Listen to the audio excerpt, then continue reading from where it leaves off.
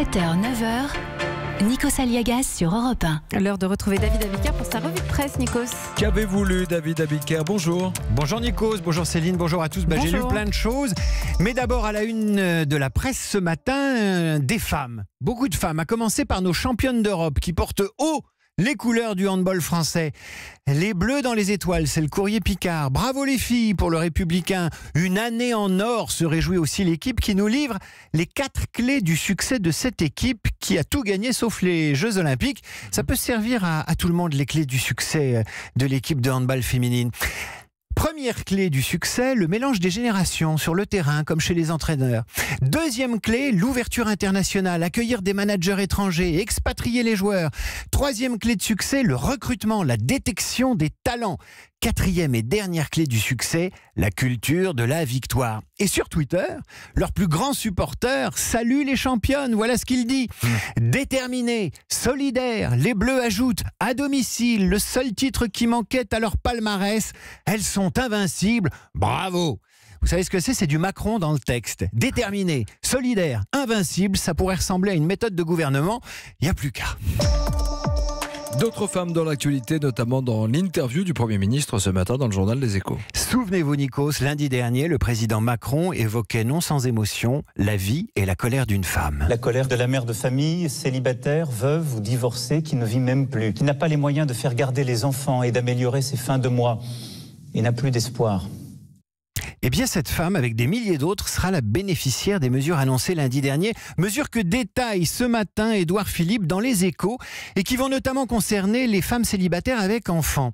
Elles sont nombreuses sur les ronds-points, note le Premier ministre, qui rappelle qu'elles pourront percevoir la prime de 100 € jusqu'à 2000 € de salaire. Ou quand la France des ronds-points s'invite dans la parole du Premier ministre.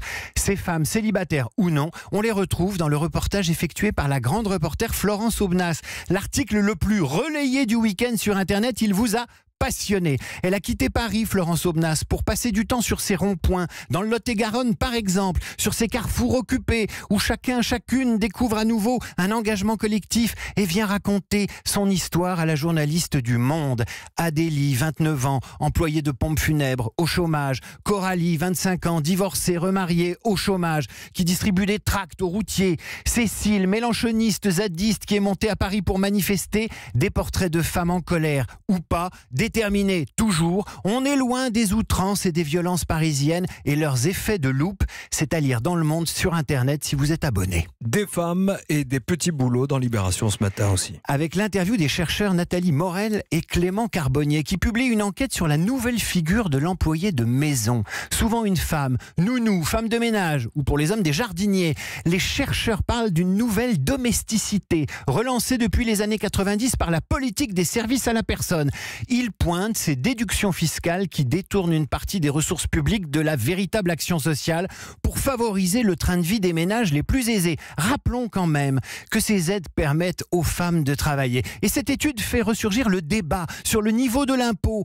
Faut-il le réduire pour créer de l'emploi? Faut-il l'augmenter pour financer des services publics?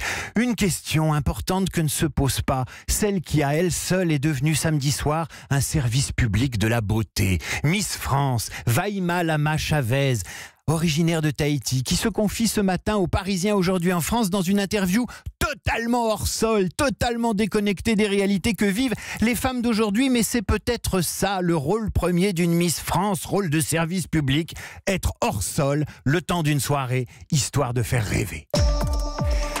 On va se quitter Céline Nikos avec la photo du week-end. Elle a circulé sur les réseaux sociaux provoquant des débats passionnés. On la doit à la performance d'une artiste luxembourgeoise qui a fait jaillir devant un cordon de CRS 5 jeunes femmes déguisées en Marianne, seins nus, coiffées du bonnet phrygien révolutionnaire. Mais que ces Mariannes sont jolies et fières et déterminées, toisant le cordon de CRS dans les rues de Paris. Sauf qu'il y a un mais. Dans le cordon de CRS se trouve une autre jeune femme, CRS, le regard aussi fier et déterminé que celles qui lui font face, la poitrine protégée par un bouclier qui rappelle les bas-reliefs libérateurs de l'Arc de Triomphe. Et des internautes ont lancé le débat. Elle est où, Marianne? Elle est avec les manifestantes éprises de liberté démocratique ou du côté de l'ordre qui est aussi une promesse de la République? C'est tout le problème ces jours-ci. Marianne ne sait plus où elle habite, mais où qu'elle se trouve, on l'aime quand même. Mais que Marianne était jolie quand elle marchait dans les rues de Paris, en chantant à pleine voix, ça ira. Ça ira, ça ira. Ça ira. Et vous chantez en plus. C'était la revue de presse. C'est tous les jours à 8h30 sur Europe 1 avec David Abiquier.